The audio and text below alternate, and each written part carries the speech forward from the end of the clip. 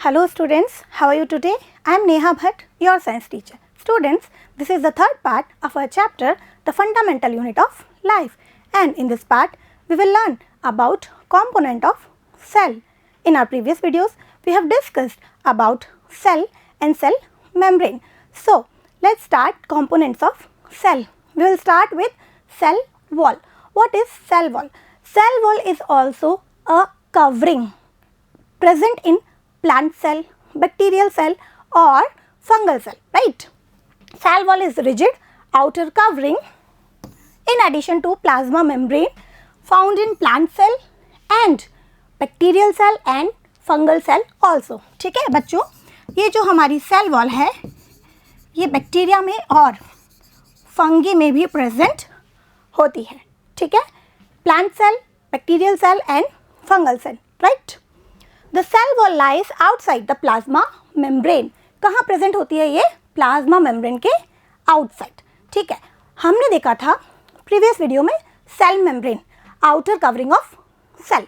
ठीक है, तो प्लांट्स में, बैक्टीरियाज में एंड फंगी में प्लाज्मा मेम्ब्रेन और सेल मेम्ब्रेन के बाहर एक और कवरिंग होती है, रिजिड कवरिंग होती है, जिसे हम बोलते हैं cell wall, right. The plant cell wall mainly composed of cellulose.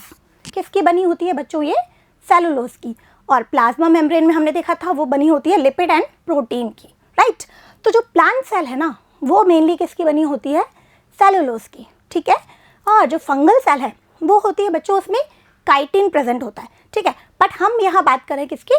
Plant cell की, made up of cellulose. Okay, then बच्चों सेलुलोज क्या है? कॉम्प्लेक्स सब्सटेंस है. क्या उसका फंक्शन होता है? क्यों ये प्रेजेंट होता है? ये क्या करता है बच्चों? प्लांट्स को स्ट्रक्चरल स्ट्रेंथ प्रोवाइड करता है. ये जो सेलुलोज है प्लांट्स को स्ट्रक्चरल स्ट्रेंथ देता है. भाई प्लांट्स हैं, है ना, एक जगह पे खड़े हुए हैं. ठीक है, वो कहीं इधर उधर मूव नहीं कर सकते. कितनी भी एडवर्स कंडीशन है उनको वो सहना ही पड़ता है. ठीक है, तो इसलिए उनको क्या चाहिए? एक स्ट्रेंथ चाहिए. ठीक है, तो ये सेल वॉल उनको क्या प्रोवाइड कर रही है? Strength, right. Because of cell wall cells can withstand much greater changes in the surrounding medium than animal cell. ये जो सेल वॉल है इसकी वजह से जो प्लांट सेल हैं वो जितने भी एनवायरनमेंट में चेंजेस हो रहे हैं ना उनको बहुत अच्छे से टॉलरेट कर सकती हैं in comparison to animal cell. ठीक है बच्चों, तो क्या है cell wall? Cell wall is a rigid outer covering in plants and bacterias and fungus. ठीक है, and it is made up of cellulose. Cellulose is a complex substance. It provides strength, ठीक है, to the plants, right. और इसी cell wall की वजह से जो प्लांट्स हैं, बैक्टीरियाज हैं, फंगी है, वो एनवायरनमेंट के एडवर्स इफेक्ट, जो चेंजेस हैं उनको टॉलरेट कर सकती है मोर देन एनिमल सेल. ठीक है, अब हम बच्चों देखते हैं ये एक हमारी है प्लांट सेल. क्या है बच्चों? ये एक प्लांट सेल का डायग्राम है. ठीक है, हम लेटर ऑन देखेंगे differences between plant cell and animal cell. ठीक है, तो यहाँ पे देखो एक डिफरेंस, ये देखिए बच्चों, ये सेल वॉल. ठीक है, जो एनिमल सेल है उसमें आउटर कवरिंग क्या होती है? Cell membrane. लेकिन यहाँ पे आउटर कवरिंग है हमारी क्या बच्चों? ये सेल वॉल. ठीक है, और ये देखिए ये है हमारी प्लाज्मा मेम्ब्रेन. ये जो इनर कवरिंग है ये है प्लाज्मा मेम्ब्रेन और जो आउटर है वो क्या है? Cell wall. ठीक है, और भी कुछ बेसिक डिफरेंसेस होते हैं. जैसे देखिए आपको यहाँ दिख रहा है ये क्लोरोप्लास्ट है ना, chloroplast. It is present in plant cell, ये एनिमल सेल में नहीं मिलता है. ठीक है, ये डिफरेंसेस हम आगे और अच्छे से समझेंगे. ठीक है, अब हम देखते हैं बच्चों फंक्शंस ऑफ सेल वॉल. भाई ये सेल वॉल है तो इसके क्या फंक्शंस है, right. Provide structural support and protection to the cell. अभी हमने बात की सेलुलोज है, कॉम्प्लेक्स स्ट्रक्चर है ना, तो ये क्या कर रहा है? ये स्ट्रक्चरल सपोर्ट प्रोवाइड कर रहा है प्लांट को, मैकेनिकल सपोर्ट प्रोवाइड कर रहा है प्लांट को. ठीक है, cell wall permits the cell to withstand very dilute hypotonic external media without bursting. ये क्या है बच्चों? समझिए इसे. देखिए, very dilute hypotonic external media. अगर हम सेल को, ठीक है, अगर सपोज पहले हम बात करते हैं एनिमल सेल की. एनिमल सेल को अगर हम हाइपोटोनिक मीडिया में, हाइपोटोनिक सॉल्यूशन में रख दें तो क्या होगा, ठीक है। हाइपोटोनिक, हाइपरटोनिक एंड आइसोटोनिक, ये सोल्यूशन हमने प्रीवियस वीडियो में समझ लिए थे, ठीक है। हाइपोटोनिक सोल्यूशन क्या है बच्चों? हाइपोटोनिक सोल्यूशन वो होता है जिसमें जो सोल्यूशन है, मीडियम है, उसमें वाटर की कंसंट्रेशन ज़्यादा है, वाटर के मॉलिक्यूल ज़्यादा हैं, ठीक है। अब हमारी जो सेल है, ठीक है, एनिमल सेल का एग्जांपल ले रहे हैं हम। एनिमल सेल है, हम उसको हमने रख दिया हाइपोटोनिक सोल्यूशन में, तो क्या होगा? बाहर वाटर की कंसंट्रेशन ज़्यादा है, तो क्या होगा? एंडोस्मोसिस। वाटर कहाँ आएगा? अपनी हायर कंसंट्रेशन से लोअर कंसंट्रेशन की तरफ आएगा, है ना। तो क्या होगा? हमारी जो सेल है वो स्वेल हो जाएगी, ओके। अब कोई एक लिमिट भी तो होगी, है ना। अगर लिमिट से ज़्यादा वाटर अंदर आ गया तो क्या होगा? तो वो जो सेल है ना वो बर्स्ट हो जाएगी, ठीक है। अब यहाँ बात करते हैं हम सेल वॉल की, ठीक है, प्लांट सेल की। अब अगर हम एक प्लांट सेल को किसी हाइपोटोनिक सोल्यूशन में रख देते हैं तो क्या वो बर्स्ट होती है? नहीं, वो बर्स्ट नहीं होती है, ठीक है। Cell wall permit the cells to withstand very dilute hypotonic solution और मीडिया विदाउट बर्स्टिंग, ठीक है। अब इसको हम समझते हैं कि वो बर्स्ट क्यों नहीं हो रही है। भाई क्या था, जो हमारी प्लाज्मा मेम्ब्रेन थी वो फ्लेक्सिबल थी, तो हमारी सेल जो थी एनिमल सेल वो स्वेल हो गई। लेकिन फ्लेक्सिबिलिटी की भी एक लिमिट होती है, लिमिट से ज़्यादा अगर वाटर अंदर आता रहेगा, एंडोस्मोसिस होता रहेगा, तो क्या होता है? वो बर्स्ट हो जाती है, ठीक है। प्लांट सेल के केस में क्या है, देखिए बच्चों, in hypotonic media the cells, plant cell और bacterial cell, gain water by endosmosis and swells, ठीक है, बिल्कुल सही। अगर प्लांट सेल है उसको हमने रख दिया हाइपोटोनिक सॉल्यूशन में, तो यस होगा, तो यहाँ पे भी एंडोस्मोसिस, है ना। बाहर वाटर की कंसंट्रेशन ज़्यादा है और प्लांट सेल में वाटर की कंसंट्रेशन कम है, तो क्या होगा? एंडोस्मोसिस होगा। एंडोस्मोसिस होगा तो क्या होगा बच्चों? हमारी जो सेल है वो स्वेल हो जाएगी, ठीक है। नेक्स्ट क्या है बच्चों? Building up pressure against the cell wall. अब जो हमारी सेल है स्वेल हो रही है, जो हमारी सेल मेम्ब्रेन है वो क्या हो रही है? वो फ्लेक्सिबल है, तो वो स्वेल हो रही है, ठीक है। अब सपोज ये हमारी एक प्लांट सेल है और ये है उसकी सेल मेम्ब्रेन और ये आउटर में है उसकी क्या? सेल वॉल, ठीक है बच्चों, राइट। तो क्या हो रहा है? अगर एंडोस्मोसिस हो रहा है, वाटर के मॉलिक्यूल अंदर जा रहे हैं, तो क्या हुआ? हमारा जो ये सेल है ये स्वेल हो रही है और ये सेल वॉल पे एक प्रेशर एक्सर्ट करती है, ठीक है, building a pressure against the cell wall. भाई बाहर सेल वॉल है तो ये सेल मेम्ब्रेन किस पे प्रेशर लगाएगी? सेल वॉल पे प्रेशर लगाएगी। एनिमल के केस में कोई सेल वॉल नहीं थी, ठीक है। अब क्या हुआ बच्चों? जब ये सेल वॉल पे प्रेशर लगा रही है हमारी मेम्ब्रेन, तो इक्वल ही प्रेशर हमारी ये जो वॉल है ना वो भी लगा रही है मेम्ब्रेन पे, ठीक है। देखिए ये सपोज हमारी मेम्ब्रेन है और ये हमारी सेल वॉल है, ये इसने प्रेशर लगाया, क्यों लगाया? क्योंकि एंडोस्मोसिस हो रहा है, वाटर अंदर जा रहा है, ठीक है। सेल जो है वो स्वेल हो रही है, भाई स्वेल हो रही है, स्पेस बढ़ रहा है ना, तो बाहर तो प्रेशर लगाएगी वो, ठीक है। अब इतना ही इक्वल प्रेशर हमारी सेल वॉल ने भी लगा दिया है, ठीक है। तो क्या हुआ? ये प्रेशर हो गए इक्वल, तो हमारी जो सेल है, जो ये प्लांट सेल है, ये बर्स्ट नहीं होती है, ठीक है। The wall exerts an equal pressure against the swollen cell, got it. जो हमारी सेल वॉल है ना उसने भी एक इक्वल प्रेशर एक्सर्ट किया है, किस पे? इस सेल मेम्ब्रेन पे या इस स्वॉलन सेल पे, इसलिए ये जो प्लांट सेल है ये बर्स्ट नहीं होती है, ठीक है। तो इट इज़ वेरी इंपॉर्टेंट बच्चों, ठीक है ना, क्योंकि यही जो है सेल वॉल को मतलब कि एडवर्स कंडीशन से बचा रही है। कौन? हमारी सेल वॉल, ठीक है। एनिमल के केस में ऐसा नहीं होता है। अब आगे चलते हैं बच्चों और देखते हैं प्लाज्मोलाइसिस, एक और टर्म, ठीक है, in case of plant. Cell wall पढ़ रहे हैं तो हम बात कर रहे हैं अभी किसकी? प्लांट्स की। यस, बैक्टीरिया में भी प्रेजेंट है, फंगस में भी प्रेजेंट है, बट यहाँ पे हम बात कर रहे हैं अभी प्लांट्स की, ठीक है। When we place a living plant cell in hypertonic solution, आप देखो बच्चों सॉल्यूशन कैसा है? हाइपरटोनिक, ठीक है।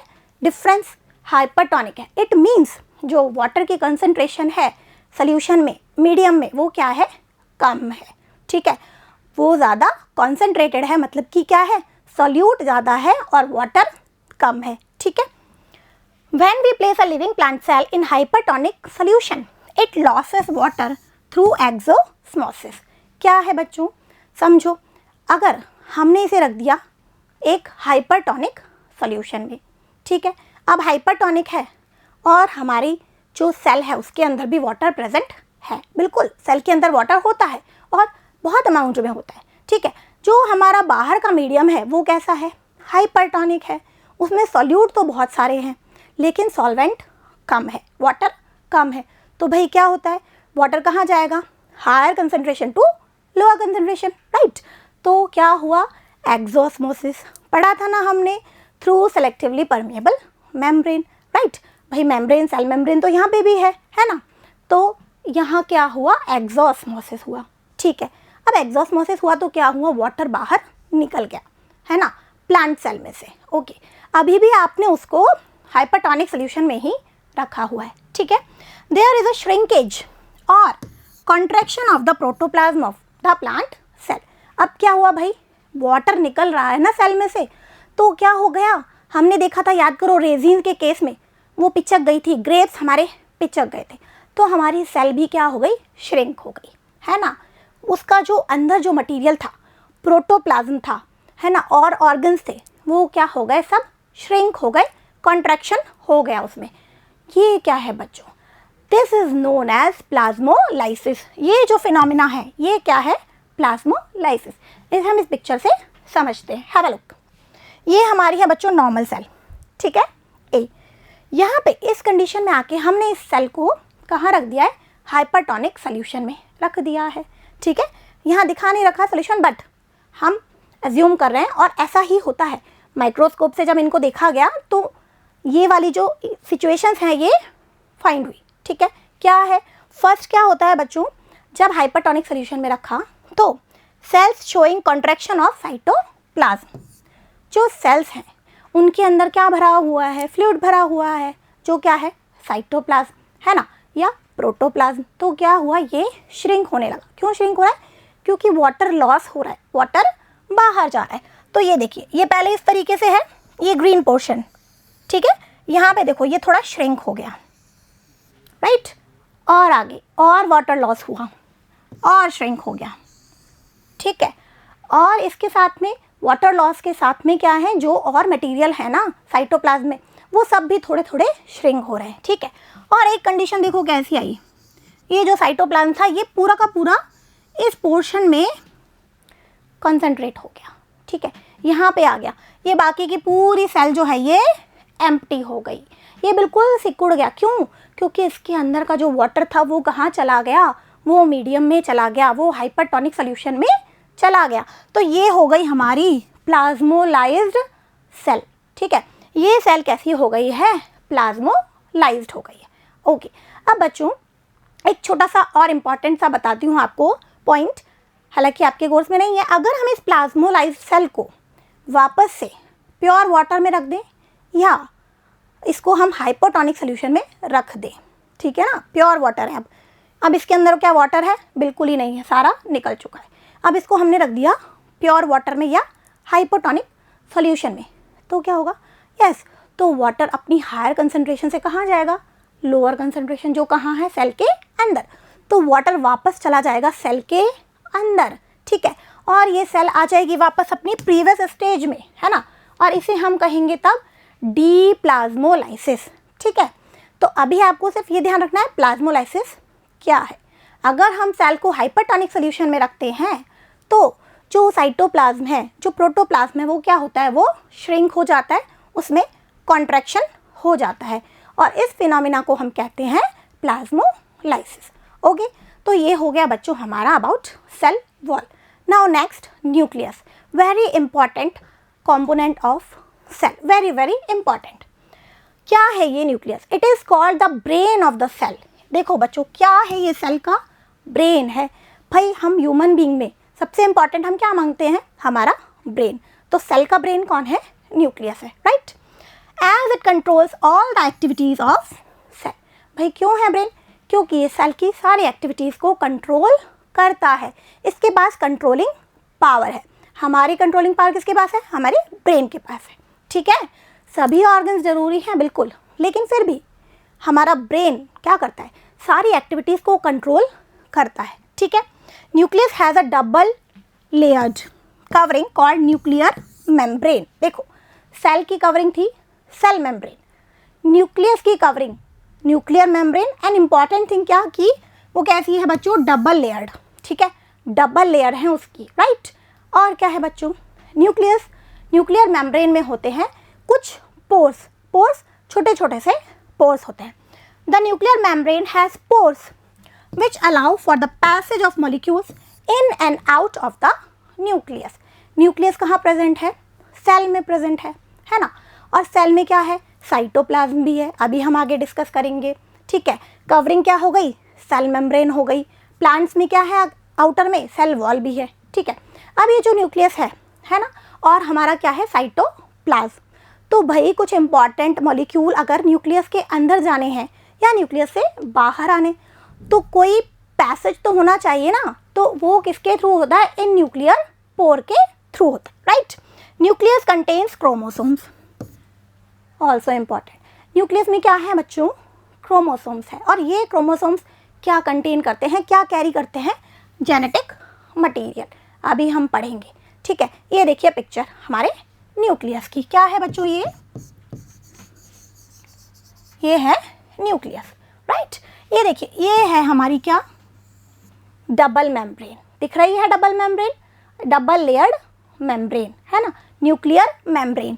सी ये हमारा न्यूक्लियर एनवलप और we can say nuclear membrane. कैसी है ये बच्चों? डबल लेयर्ड है, राइट। और क्या है? ये देखिए, ये पोर है ना, बीच में गैप है, ये क्या है? न्यूक्लियर पोर, ठीक है। ये दिखा है बच्चों क्या?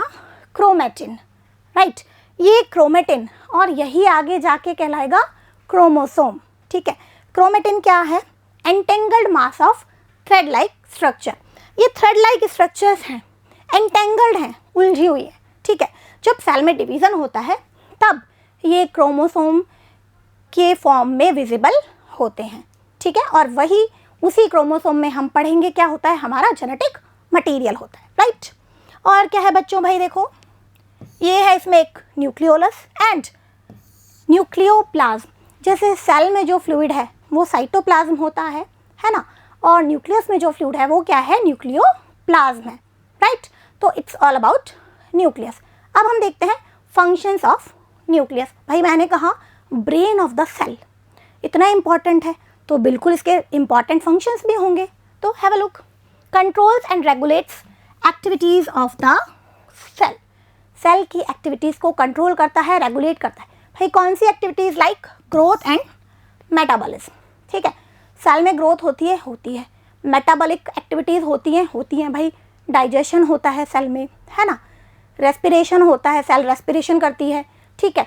तो इन एक्टिविटीज़ को कंट्रोल कौन कर रहा है? हमारा न्यूक्लियस कंट्रोल कर रहा है, ठीक है। जेनेटिक इन्फॉर्मेशन होती है जो वन जनरेशन से अनदर जनरेशन में जाती है, नेक्स्ट जनरेशन में कौन कंट्रोल कर रहा है? न्यूक्लियस कंट्रोल कर रहा है, right. Carries the genes, very important, structure that contain the hereditary information. Genes क्या है बच्चों? एक स्ट्रक्चर है जो हेरिडिटरी इंफॉर्मेशन को कैरी करते हैं, और इन्हीं जीन्स के थ्रू पेरेंट से जो कैरेक्टरिस्टिक्स हैं, है ना, जो उनकी जो भी हेरिडिटी है वो कहाँ जाती है? ऑफस्प्रिंग में जाती है, ठीक है। और क्या करता है nucleus? Nucleus play a central role in cellular reproduction by which a single cell divides and form two new cells. भाई एक बात बताओ, एक लाइफ की स्टार्टिंग होती है वन सेल से, ठीक है। मल्टी सेलुलर एनिमल की बात कर रही हूँ मैं। यूनिसेलुलर में तो एक ही सेल होती है, सब कुछ वही कर लेती है, ठीक है, उसमें डिवीज़न की बात ही नहीं कर रहे हम, ठीक है ना। बट अगर हमारी लाइफ की स्टार्टिंग हमेशा वन सेल से होती है, बच्चों ध्यान रखना, ठीक है। तो भाई एक सेल है और इतना बड़ा हमारी बॉडी यहाँ पे दिख रही है, तो क्या हुआ? एक सेल से तो नहीं हो सकता, फिर क्या होता है? सेल में क्या होते हैं? डिवीज़न होते हैं, सेल में भी रिप्रोडक्शन होता है, ठीक है। तो क्या है? न्यूक्लियस जो है इंपॉर्टेंट रोल प्ले करता है किसमें? Cellular reproduction. भाई क्या है सेलुलर रिप्रोडक्शन? भाई रिप्रोडक्शन तो क्या होता है? पेरेंट से ऑफस्प्रिंग का बनना। तो सेलुलर रिप्रोडक्शन क्या हुआ? एक सेल से दो सेल्स का या नेक्स्ट ऑफस्प्रिंग का बनना क्या है? Cellular reproduction. ठीक है, nucleus play a central role in cellular reproduction by which a single cell divides and form two new cells. Okay, तो ये बात की हमने किसके बारे में? न्यूक्लियस के फंक्शंस। अब हमारा टर्म आया था क्या? क्रोमोसोम, है ना। न्यूक्लियस में प्रेजेंट है क्रोमोसोम और क्रोमोसोम में प्रेजेंट है हमारा जेनेटिक मटेरियल, राइट। तो हम देखते हैं क्या है ये chromosome. Chromosomes are rod shape structure present in nucleus. एक बात, रॉड शेप स्ट्रक्चर है ये, ठीक है, ओके। और carries genetic information from one generation to another. क्या कर रहे हैं ये? एक जनरेशन से दूसरी जनरेशन में जेनेटिक इंफॉर्मेशन को कैरी कर रहे हैं, ठीक है। Next, composed of DNA and protein. किसके बने हैं ये बच्चों? डीएनए एंड प्रोटीन के। Very important, DNA deoxyribo nucleic acid, ठीक है, एंड प्रोटीन। और ये डीएनए वेरी वेरी इंपॉर्टेंट है, ठीक है। देखते हैं, functional segment of DNA are called genes. देखो आया था वर्ड जीन्स, है ना। जीन्स ही हैं मेनली जो इन्फॉर्मेशन को, कैरेक्टरिस्टिक को एक जनरेशन से दूसरी जनरेशन तक लेके जाते हैं। क्या है genes? Segment of DNA. DNA का एक कुछ छोटा सा सेगमेंट है, ठीक है। ये पिक्चर देखिए बच्चों, ये होता है हमारा क्रोमोसोम। ये इस फॉर्म में हमको नहीं दिखता। ये कैसे फॉर्म में होता है? अभी न्यूक्लियस में देखा था हमने, क्रोमेटिन मटेरियल। क्या है ये? क्रोमेटिन मटेरियल की फॉर्म में होता है ना। Entangled mass of thread like structure, ठीक है। जब सेल डिवीज़न करने वाली होती है, डिवीज़न के प्रोसेस की तैयारियां कर रही होती है, तब ये क्रोमेटिन मटेरियल, है ना, कंडेंस हो जाते हैं, थिक हो जाते हैं और इस फॉर्म में हमको नज़र आते हैं अंडर माइक्रोस्कोप, ठीक है। ऐसे तो कुछ नज़र ही नहीं आएगा, है ना। ये इसके दो पार्ट्स होते हैं। क्या है ये? क्रोमेटिड। और ये जो स्ट्रक्चर दिख रही है बच्चों, ये क्या है? ये है हमारा डीएनए। क्रोमोसोम किसके बने हैं? डीएनए एंड प्रोटीन, हमने देख लिया। और ये क्या है बच्चों? डीएनए। और डीएनए का ही एक छोटा सा सेगमेंट क्या होता है? जीन्स होते हैं, ठीक है। ये हो गया हमारा क्रोमोसोम। अब नेक्स्ट हम देखते हैं फंक्शंस ऑफ क्रोमोसोम। अब क्रोमोसोम के भी कुछ फंक्शन है, बिल्कुल है भाई। अभी हम बात ही कर रहे हैं कि क्रोमोसोम में क्या प्रेजेंट है? डीएनए प्रेजेंट है, जीन है, उसमें क्या कैरी कर रहे हैं वो? Information, one generation to another generation. तो ये क्या है? उनके फंक्शंस हैं। Play a vital role in cell division. Cell division में बहुत important role. Hereditary, variation, mutation, repair and regeneration. क्या क्या है बच्चों? देखो, सेल डिवीज़न, एक सेल से दो न्यू सेल्स बनना, ठीक है। मदर सेल से डॉटर सेल बनना, इसके लिए क्रोमोसोम्स वेरी इंपॉर्टेंट, ठीक है। Next, heredity. भाई डीएनए है, वही हमारा जेनेटिक मटेरियल है, तो हेरिडिटी को ये कंट्रोल कर रहे हैं। वेरिएशन, ये आप पढ़ेंगे बच्चों हायर क्लासेस में। सेल डिवीज़न में टू टाइप्स के होते हैं, एक माइटोसिस और एक मियोसिस। मियोसिस जब हम पढ़ेंगे, है ना, अभी आपके लेवल पे इतना नहीं है। मियोसिस में आप देखोगे कि वेरिएशन भी होता है। भाई एक बात बताओ, क्या ऑफस्प्रिंग के सारे कैरेक्टर्स पेरेंट से मिलते हैं क्या? नहीं, कुछ डिफरेंट भी आ जाते हैं, है ना, वेरिएशन। अब नेक्स्ट क्या है? म्यूटेशन। म्यूटेशन क्या होता है बच्चों कि किसी भी एनवायरनमेंट के थ्रू या इंटरनली इन जीन्स में, इस डीएनए में अगर कोई थोड़ा सा भी डिफरेंस आ गया है ना, तो क्या हो जाता है? म्यूटेशन हो जाता है ना। मैंने पहले भी एक बार आपको बताया था कि जो हमारा जेनेटिक मेकअप है, अगर उसमें कोई चेंज आ जाए तो क्या हो जाता है? म्यूटेशन। और ये म्यूटेशन हमारे जर्म सेल में है, तो ये एक जनरेशन से दूसरी जनरेशन में डेफिनेटली जाएगा ही जाएगा, ठीक है। DNA molecules contain the information necessary for constructing and organising cells. क्या है भाई? जो डीएनए मॉलिक्यूल हैं वो नेसेसरी इंफॉर्मेशन को कंटेन करते हैं। किसके लिए necessary? For constructing and organising cells. Cells का ऑर्गेनाइजेशन कैसे हो रहा है, उसका कंस्ट्रक्शन कैसे हो रहा है, इसकी इन्फॉर्मेशन भी कहाँ है? यहाँ हमारे क्रोमोसोम के पास ही अवेलेबल है, ठीक है बच्चों।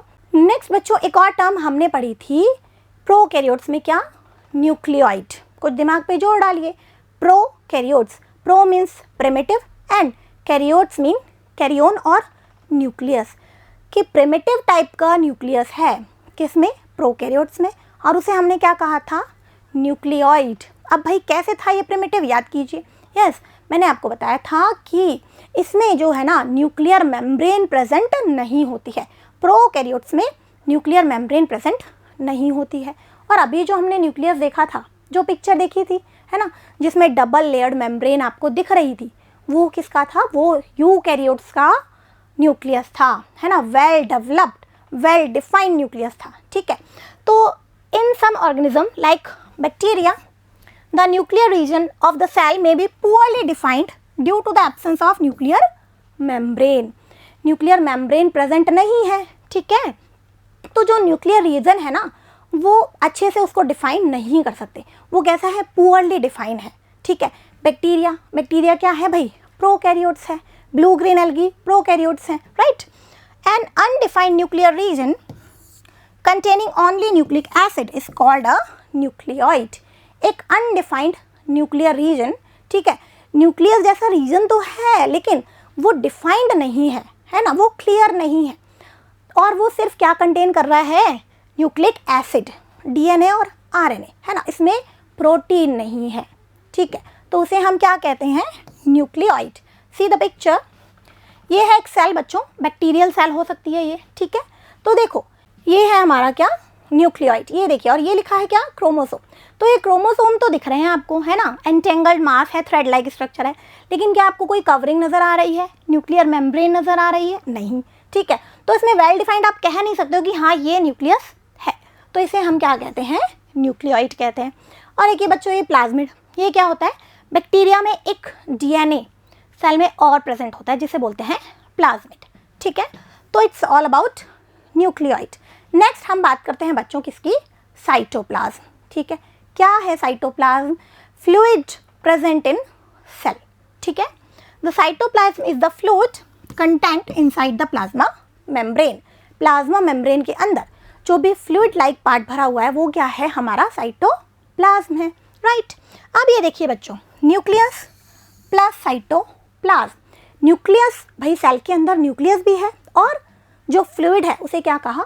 साइटोप्लाज्म। तो न्यूक्लियस को और साइटोप्लाज्म को क्या कहते हैं मिलाकर बच्चों? प्रोटोप्लाज्म। कुछ याद आया? Protoplasm, yes. किसने दिया था ये नाम? परकिंजे कॉइन्ड द टर्म प्रोटोप्लाज्म, है ना, पढ़ा था हमने फर्स्ट पार्ट में। किसने दिया था ये नाम? परकिंजे ने दिया था। क्या है protoplasm? Nucleus and cytoplasm collectively known as protoplasm. Okay, अब क्या है ये साइटोप्लाज्म भाई? It also contains many specialised cell organelles. Cell में बहुत सारे ऑर्गेनल्स भी हैं, अभी हम उनके बारे में डिटेल में देखेंगे। ठीक है, बहुत सारे अलग अलग डिफरेंट ऑर्गेनल्स हैं, तो वो कहाँ प्रेजेंट हैं? हमारे साइटोप्लाज्म में प्रेजेंट है, like mitochondria, plastids, vacuoles, endoplasmic reticulum. इन सब के बारे में हम नेक्स्ट पार्ट में देखेंगे। Okay, each of these organelles perform a specific function for the cell. और इतने सारे जो ये ऑर्गेनल्स हैं ये सेल के लिए डिफरेंट स्पेसिफिक फंक्शंस परफॉर्म करते हैं। ओके, अब बात कर लेते हैं बच्चों फंक्शंस ऑफ साइटोप्लाज्म। ठीक है, it helps in exchange of materials between cell organelles. ठीक है, क्या कर रहा है साइटोप्लाज्म? जो मटेरियल है उसको सेल ऑर्गेनल्स के बीच में एक्सचेंज का काम कर रहा है, हेल्प कर रहा है एक्सचेंज में, right. It acts as store of vital chemicals. क्या है ये वाइटल केमिकल्स, वाइटल, ठीक है ना, जो हमारी लाइफ के लिए, सेल की लाइफ के लिए जो इम्पॉर्टेंट सब्सटेंसेस हैं उनको ये स्टोर करता है, such as amino acid, glucose, vitamins and iron etcetera, right. It is the site of certain metabolic pathways such as glycolysis. ये क्या है बच्चों? ये एक साइट है कुछ मेटाबॉलिक पाथवेज की। हमने बात की थी भाई, सेल है, बहुत सारी एक्टिविटीज़ उसके अंदर होती हैं, मेटाबॉलिक एक्टिविटीज़। मेटाबॉलिक एक्टिविटीज़ में आपकी कैटाबॉलिक और एनाबॉलिक दोनों एक्टिविटीज़ आती हैं। ठीक है, तो वो हो रही हैं, तो उनके लिए साइट, उनके लिए स्पेस कौन दे रहा है?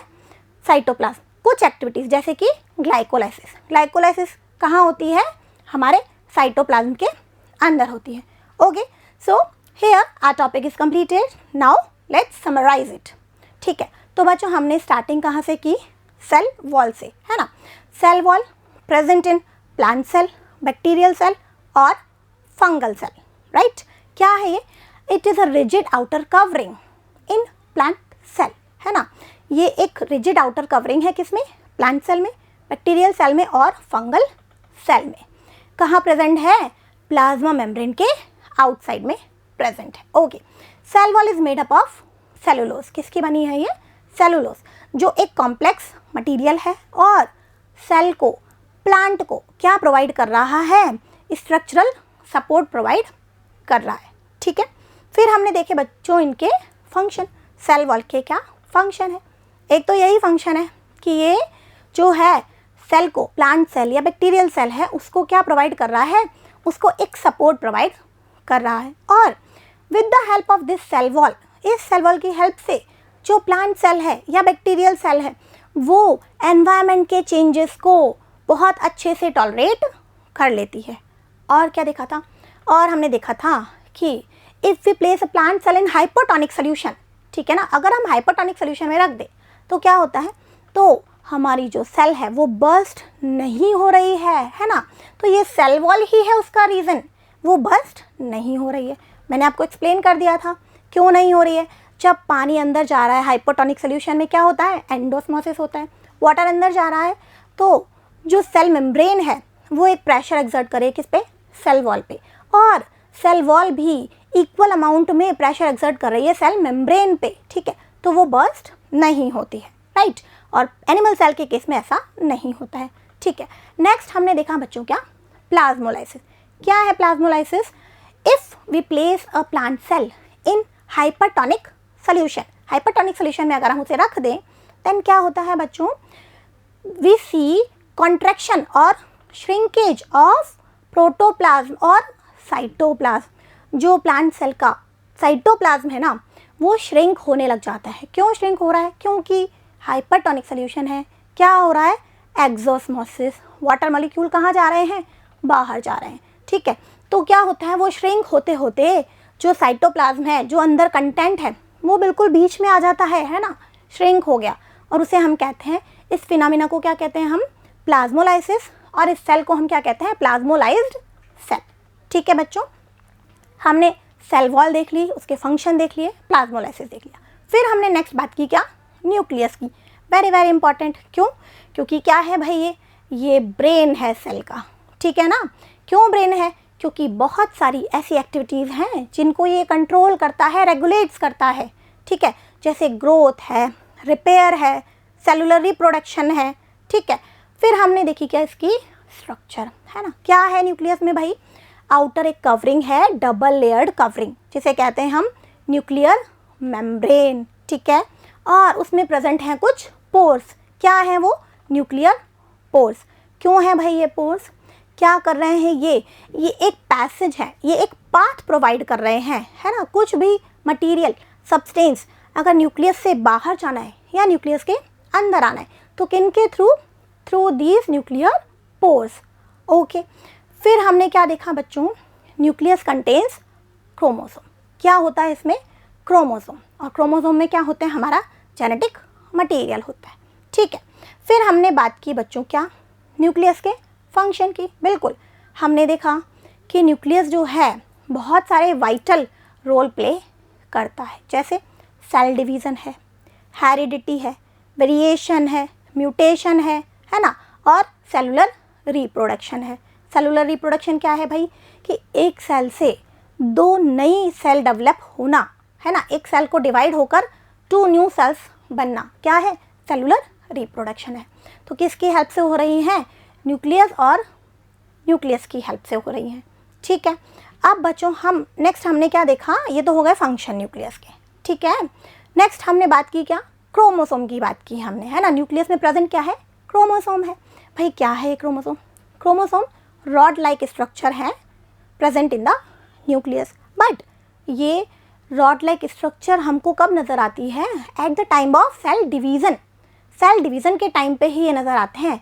उसके अलावा क्या होता है भाई? क्रोमोसोम नहीं होता, ऐसा नहीं है। क्या होता है? क्रोमेटिन मटीरियल होता है, ठीक है। Chromatin material, entangled mass of thread like structure, ठीक है ना।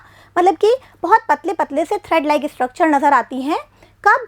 जब सेल रेस्ट स्टेज में है ना, वो डिवीज़न नहीं कर रही है। और जैसे डिवीज़न का टाइम आता है तो ये स्ट्रक्चर्स, ये थ्रेड लाइक स्ट्रक्चर्स कंडेंस हो जाते हैं, है ना, और किस में बदल जाते हैं, क्रोमोसोम में। तब ये हमको रॉड लाइक स्ट्रक्चर नज़र आती है, ठीक है। और फिर हमने क्या बात की बच्चों, क्रोमोसोम क्या कंटेन करता है, ये जेनेटिक इन्फॉर्मेशन। किसके बने होते हैं ये, डीएनए एंड प्रोटीन्स। किसके बने हैं, डीएनए एंड प्रोटीन्स, ठीक है।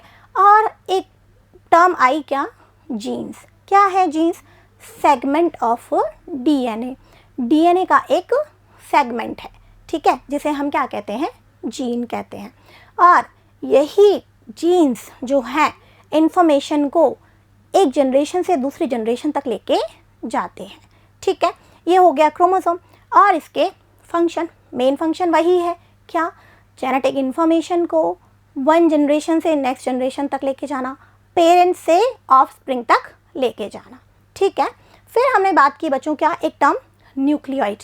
क्या है न्यूक्लियोइड, हमने देखा था इन प्रोकैरियोट सेल, है ना, लाइक बैक्टीरिया, उसमें क्या होता है, जो न्यूक्लियर रीजन है वो वेल डेवलप्ड नहीं होता है, वेल डिफाइंड नहीं होता है, because the absence of nuclear membrane, क्योंकि उसमें क्या नहीं है, न्यूक्लियर मेम्ब्रेन प्रेजेंट नहीं है, ठीक है। और जो क्रोमोसोम है, जो जेनेटिक मटेरियल है, वो सेल में ऐसे ही बिखरा हुआ नज़र आता है, वो वेल डिफाइंड नहीं होता है, उसे हम क्या कहते हैं, न्यूक्लियोइड कहते हैं, ठीक है। फिर हमने बात की बच्चों साइटोप्लाज्म। क्या है cytoplasm, fluid portion of cell, fluid portion inside the cell membrane. Cell membrane के अंदर जो फ्लूइड है वो क्या है, साइटोप्लाज्म है। Cytoplasm contains many cell organelles, बहुत सारे सेल ऑर्गेनेल्स साइटोप्लाज्म में प्रेजेंट होते हैं। और ये cell organelles different function perform करते हैं, ठीक है। हमने देखा कि nucleus plus cytoplasm called protoplasm, coined by Purkinje, ठीक है। न्यूक्लियस और साइटोप्लाज्म को हम क्या कहते हैं, प्रोटोप्लाज्म कहते हैं। और ये टर्म किसने दी थी, बिल्कुल याद रखना है, परकिंजे ने दी थी, ठीक है। हमने देखे फंक्शंस ऑफ साइटोप्लाज्म, क्या क्या फंक्शन है भाई, एक तो इसमें प्रेजेंट है बहुत सारे सेल ऑर्गेनेल्स और वो परफॉर्म करते हैं डिफरेंट एक्टिविटीज़, ठीक है। और क्या देखा हमने कि जो ये साइटोप्लाज्म है ये साइट है, किसकी साइट है, डिफरेंट मेटाबॉलिक पाथवेज की साइट है, जैसे ग्लाइकोलाइसिस हो गया, ठीक है। और क्या देखा बच्चों हमने, ये जो साइटोप्लाज्म है ये कुछ वाइटल सब्सटेंसेस को स्टोर करता है, जैसे अमीनो एसिड्स हो गया, है ना, विटामिन्स है, आयरन्स है, ओके। और क्या फंक्शन देखा बच्चों, it helps in exchange of material between cell organelles, okay. So it's all about cell wall, nucleus and cytoplasm. In our next video, we'll learn about different cell organelles. तब तक keep revising. Thank you.